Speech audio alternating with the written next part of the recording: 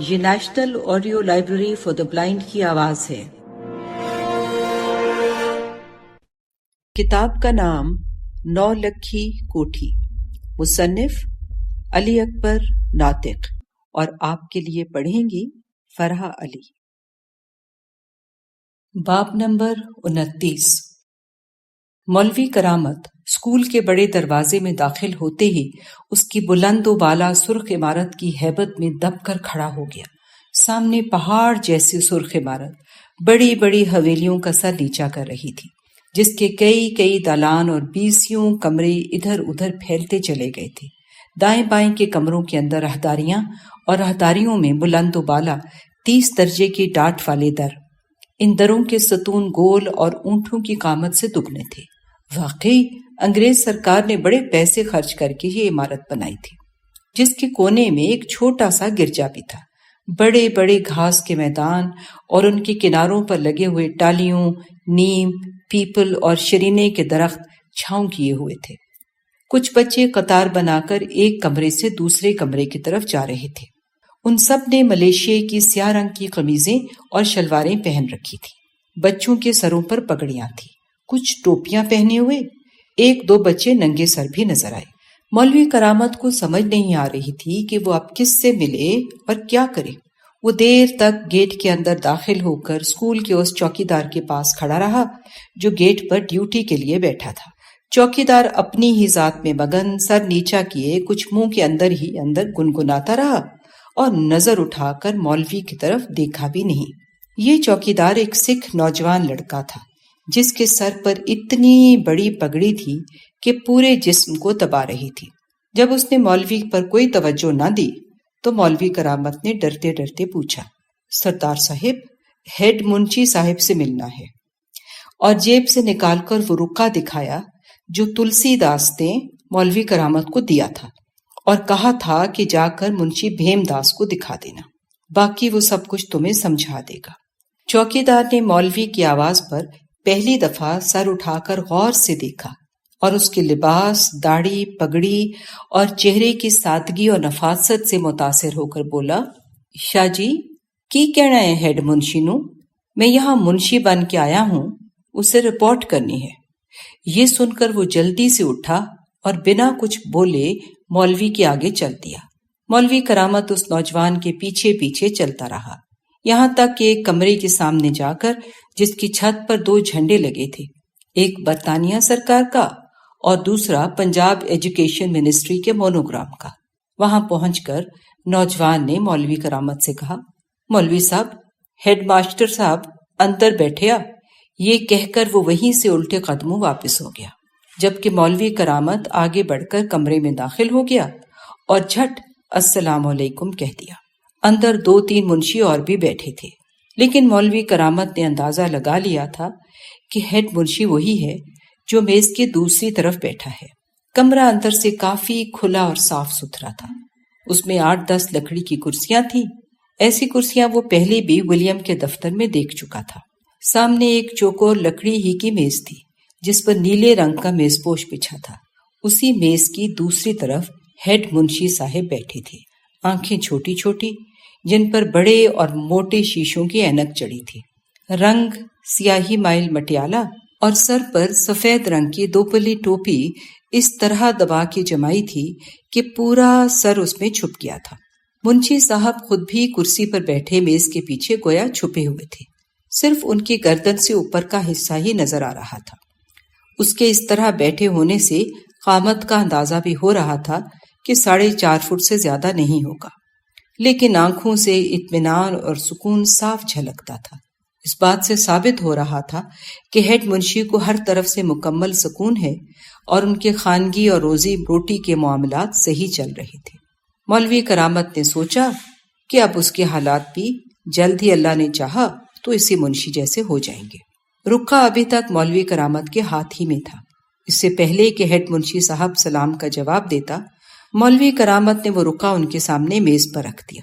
منشی نے رقعہ اٹھا کر کھولا اور جیسے ہی اس کی تحریر پڑی، اٹھ کر مولوی کرامت سے ہاتھ ملایا اور کہا، بیٹھے مولوی صاحب، آپ کے بارے میں مجھے 2 دن پہلے اطلاع مل چکی تھی اور میں آپ کا انتظار ہی کر رہا تھا۔ پھر ایک کرسی کی طرف اشارہ کر کے مولوی صاحب تشریف رکھیں۔ مولوی کرامت ہیڈ منشی کا اشارہ پا کر ایک کرسی پر بیٹھ گیا، لیکن اضطراری طور پر اس طرح بیٹھے جیسے جمعے کا خطبہ دینے کے لیے ممبر پہ بیٹھے ہوں۔ ہیڈ منشی صاحب بڑے کائیاں تھے، فوراً بھانپ گئے اور بولے، مولانا آپ کہیں پیش امام تھے؟ جی حضور، 3 پشتوں سے ہم یہی کرتے ہیں، ضلع قصور کے ایک گاؤں راڑے میں پیش امامت کرتا ہوں۔ تعلیم کی سرکار میں کوئی واقف تھا جس نے آپ کی سفارش کی؟ بس سرکار خدا واقف تھا یا ہماری سرکار انگریز بہادر کمشنر صاحب کی مہربانی تھی، ورنہ اس عاجز کو کون جانتا تھا۔ ہیڈ منشی سمجھا مولوی کرامت کی انکساری اصل میں اپنی سفارش کو چھپانے کے لیے ہے، ورنہ اسسٹنٹ کمشنر سے تو ملنا ہی ناممکن ہے، کجا وہ خود سردردی لے کر اسے سرکار میں منشی رکھے۔ اس کے پیچھے لازماً کسی نواب کا ہاتھ ہوگا یا کوئی چال ہے۔ بہرحال جو بھی ہے، تلسی داس نے بھی خبردار کر دیا تھا کہ مولوی کرامت کا خیال رکھنا، صاحب کا خاص آدمی ہے، اس لیے بہتر ہے کہ اس کے ساتھ تعاون ہی کیا جائے اور اسی کی مرضی کے مطابق کام بھی دیا جائے، کہیں شکایت کر کے ہماری نوکری کو ہی نہ لے ڈوبے۔ آپ کون سے درجے کو پڑھانا چاہیں گے؟ حضور میں تو نوکر ہوں، جہاں سے کہیں گے بچوں کو پڑھا دوں گا، درجوں کا تو مجھے حساب نہیں، اس معاملے میں صاف کورا ہوں۔ ٹھیک مولانا، آپ 8ویں کے درجے کو فی الحال فارسی اور عربی گرامر کی مبادیات کا درس دے دیا کریں۔ بہتر سرکار، مولوی کرامت نے بے چینی کا مظاہرہ کرتے ہوئے پہلو بدلا۔ ٹھیک ہے مولوی صاحب، اب آپ آرام سے گھر جائیں، کل اتوار کی چھٹی ہے، پرسوں تشریف لائیں۔ ذکا اللہ صاحب ہمارے ایک عربی اور فارسی کے منشی ہیں، وہ آج چھٹی پر ہیں، پرسوں وہ بھی آ جائیں گے، وہ آپ کا تعارف بچوں سے کرا دیں گے اور پڑھانے کے طور طریقے بھی بتا دیں گے۔ آج سے آپ کی حاضری اور تنخواہ شروع ہو گئی ہے۔ ایک رجسٹر مولوی صاحب کے سامنے کرتے ہوئے، اپنا نام مولوی صاحب اس رجسٹر پر درج کر کے انگوٹھا بھی لگا دیں۔ مولوی کرامت نے ہیڈ منشی کے کہنے پر تمام کام نپٹا دیا، پھر کہا، حضور اب جاؤں؟ جی مولوی صاحب، لیکن پرسوں ضرور تشریف لے آئیں۔ جی سرکار، اور وہ اٹھ کھڑا ہوا، لیکن گھبراہٹ میں گرتے گرتے بچا۔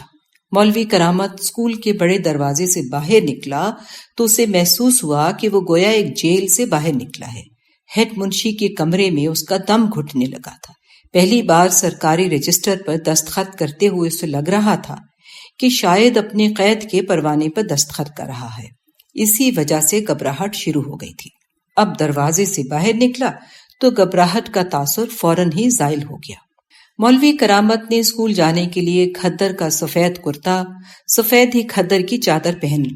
کبھی شادی بیاہ یا ختم درود کے لیے مولوی کرامت کی بیوی نے اس کے لیے بنا کر لکڑی کے صندوق میں رکھے ہوئے تھے، لیکن سال ہر سال سے ان کے استعمال کا وقت نہیں آیا تھا، یا یہ کہیں کہ استعمال کرنے کو جی نہیں چاہا تھا کہ پھر کون روز روز اس طرح کے کپڑے بنائے گا۔ ویسے بھی کسی نہ کسی کے ہاں سے سال میں ایک لنگی اور کرتا فوتگی یا شادی پر مل ہی جاتا تھا۔ اتنے سال پڑے رہنے کے بعد کپڑوں کی تہیں اتنی جم گئی تھیں اور سلوٹیں اتنی سخت ہو گئی تھی جو کسی استری سے بھی جلد نہیں نکل سکتی تھی، جس کا وجود ویسے بھی وہاں نہیں تھا، بلکہ مولوی کرامت نے تو ابھی تک استری کا نام بھی نہیں سنا تھا۔ ان بے شمار سلوٹوں کے باوجود مولوی کے کپڑوں میں صفائی اور نفاست موجود تھی۔ صافہ بھی بالکل نیا تھا، جو کل ہی جلال آباد کے بازار سے خریدا تھا۔ جوتے البتہ پرانے ہی تھے، ویسے بھی جوتوں کو جب تک وہ نہ ٹوٹیں کون پرانا کہتا ہے۔ یہ جوتے انتہائی موٹے چمڑے کے تھے، جنہیں موچی نے سخت قسم کے دھاگے سے سیا تھا۔ 3 سال گزرنے کے باوجود یہ نہ تو پھٹے تھے اور نہ ہی سلائی ادھڑی تھی۔ پگڑی میں بھی کئی پیچ دیے اور ترا بھی چھوڑا۔ داڑھی ویسے بھی سفید ہو گئی تھی، جس کی وجہ سے سفید لباس اور بھی جچ رہا تھا۔ القصہ، مولوی پہلے دن بن ٹھن کے اسکول میں گیا کہ سب دیکھنے والے اس کے لباس اور چال ڈھال سے بہت متاثر ہوئے۔ مولوی یوں تو فارسی، عربی اور اردو کے ابتدائی اور بنیادی گرامر اور زبان کے بارے میں کافی سدھ بدھ رکھتا تھا، لیکن اسے اسکول میں بچے پڑھانے کا کوئی تجربہ نہیں تھا۔ ہر چند کہ وہ اپنے معلمی کے تمام کمالات فضل دین پر آزما کر اس کام میں ماہر ہو چکا تھا، لیکن دوسروں کے بچوں کو پڑھانے کا موقع پہلی ہی دفعہ ملا تھا، اس لیے بہت زیادہ ڈرا ہوا تھا کہ خدا جانے کیا غضب ہو جائے۔ خاص کر اسے اسکول کے ہیڈ منشی سے انگریز افسر کی نسبت زیادہ خوف تھا۔ لیکن جب مولوی نے بچوں کو پڑھانا شروع کیا تو کام بہت آسان لگا، کیونکہ جو کتابیں مولوی کرامت کو بچوں کو پڑھانے کے لیے دی گئی تھیں وہ اتنی سادہ اور آسان تھیں کہ انہیں فضل دین بھی پلک جھپکنے میں فر پڑ جاتا، بلکہ پڑھانے پر بھی قادر تھا۔ یہ کتابیں عربی کے ابتدائی افعال اور گردانوں کے سیغوں پر مشتمل تھیں، جس میں چھوٹے چھوٹے جملوں کا استعمال تھا اور ان کے اردو میں استعمال کے طریقے بتائے گئے تھے۔ مولوی کرامت کے سامنے فضل دین کی مثال موجود تھی، یہاں بھی وہی طریقہ لگاتے ہوئے سبق شروع کیا اور بچوں کو وہ نقطے بتائے کہ وہیں بیٹھے بیٹھے انہیں پورا سبق یاد ہو گیا، لیکن ساتھ ہی ساتھ اس کے منہ سے ایسی گالی نکل جاتی جس میں ایک پنجابی کا گوڑا رچاؤ ہوتا کہ بچے پڑھنے کے ساتھ محظوظ بھی ہوتے رہتے۔ آہستہ آہستہ اسی وقت کے دوران مولوی کرامت کی ایک تو جھجک بھی دور ہو گئی، دوم آگے کے لیے رستہ صاف آسان ہو گیا۔ مولوی کرامت نے سوچا اگر یہی پڑھانا کہتے ہیں تو کوئی مسئلہ ہی نہیں۔ چھٹی ہوئی تو مولوی اتنا خوش تھا کہ بغلیں بجاتا ہوا گھر تک گیا۔ معزز سامعین، جو ریکارڈنگ آپ نے ابھی سماعت فرمائی اسے national audio library for the blind کی جانب سے پیش کیا گیا ہے۔ ہمارے یوٹیوب چینل کو لائک، سبسکرائب اور شیئر ضرور کیجیے۔ اپنی قیمتی تجاویز اور آراء کے اظہار کے لیے ہمارے کمنٹ سیکشن کا استعمال کیجیے۔ اگر آپ بھی رضاکارانہ طور پر ہمارے اس مشن کا حصہ بننا چاہیں تو ڈسکرپشن میں دیے گئے لنک کے ذریعے ہمارے واٹس ایپ گروپ کو جوائن کیجیے۔ شکریہ۔